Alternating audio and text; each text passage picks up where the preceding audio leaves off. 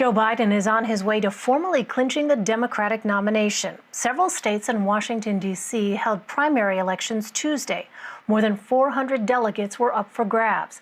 It was the biggest primary day since Super Tuesday, and since a number of states postponed voting due to the pandemic.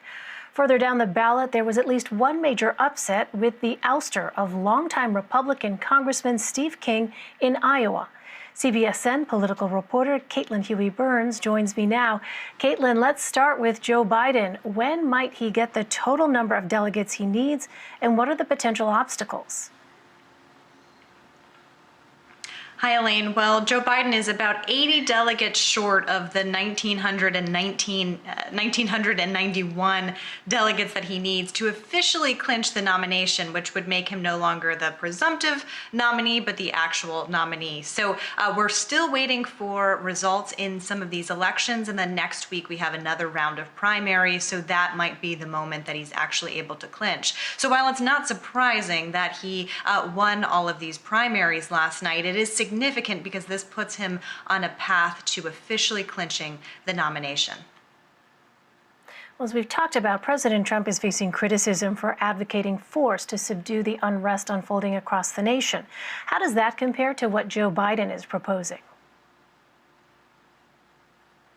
Well, the 2020 campaign has been kind of far out of people's minds with the coronavirus pandemic and even with these protests. But now, I think in the past couple of days, you've seen the campaign really come into a very clear view. And yesterday was a mark of very clear contrast that the Biden campaign wants to strike with the president and the re-election campaign. As you mentioned, Trump is trying to focus on riots and using military and force, while Biden is doing events like going to a historic Black church to meet with community leaders in Wilmington. Yesterday, he made a speech in Philadelphia talking about these issues, talking about making a down payment, as he called it, on addressing police violence through legislation now.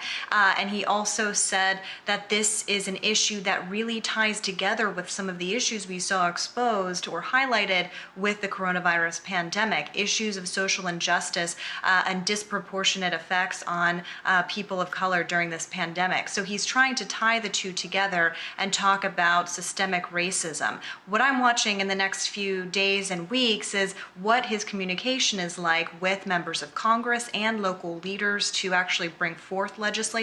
Because as we're hearing from protesters, a lot of them are saying that for years and years, politicians have been promising the same thing. They've been talking about programs, and there hasn't really been anything done. So the Biden campaign also knows, as the former vice president has said, that he still has work to do in earning votes from African-American voters, and that's something they are also trying to do over the next several months. Let's talk about Iowa. Congressman Steve King was defeated in the Republican primary after serving 9 terms. Remind us who he is and why these results could set the stage for a competitive general election. Right, Steve King has represented that northwestern district in Iowa for years, and he has several years long record of making racist statements, not only against African Americans, but also against immigrants. He has been known to be supportive or had supportive statements of white nationalists, and he is someone that even members of his own Republican Party have been working to oust. Before all of this, he was stripped of his committee assignments, and now with this primary loss, with Randy Feenstra defeating him last night, this was part of an effort by the Republican establishment to oust him from Congress. So no love lost between him and his fellow members of Congress. They were happy to see him go. However, it is still an uphill climb for Democrats to win that district. It's a very conservative district. Trump won it by almost 30 points. J.D. Shulkin, who was the Democrat who ran against Steve King in the last election, came within 3 points of defeating him. But now, without King as the opponent, it makes it a little bit harder for Democrats. So that's still an uphill climb. Well, mail-in voting got a test run in several states Tuesday. What did we learn from it?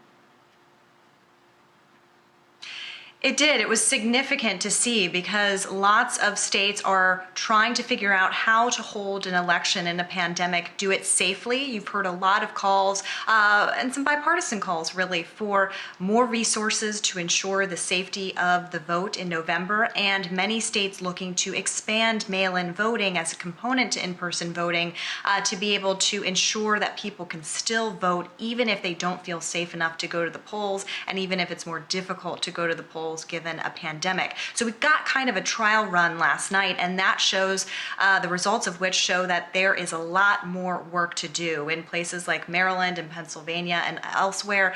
You saw really long lines for people in person in Maryland. They were reporting that some of the mail-in ballots didn't get to people in time, so that force people to show up in person. So processing ballots, getting them to people on time, these are a lot of kinks that still have to be worked out. But this is something that Democrats especially have been pushing, and even some Republican secretaries of state have seen in their states work well in terms of mail-in voting. While there are still several challenges ahead for mail-in voting and perfecting the process, some of which also includes getting results on time, you can also look to a state like Iowa, which saw record turnout last night, and that was because they used mail-in voting. So some mixed results, some challenges ahead, but a lot to learn from last night. All right, CBSN political reporter Caitlin Huey-Burns. Caitlin, always great to have your insight. Thank you.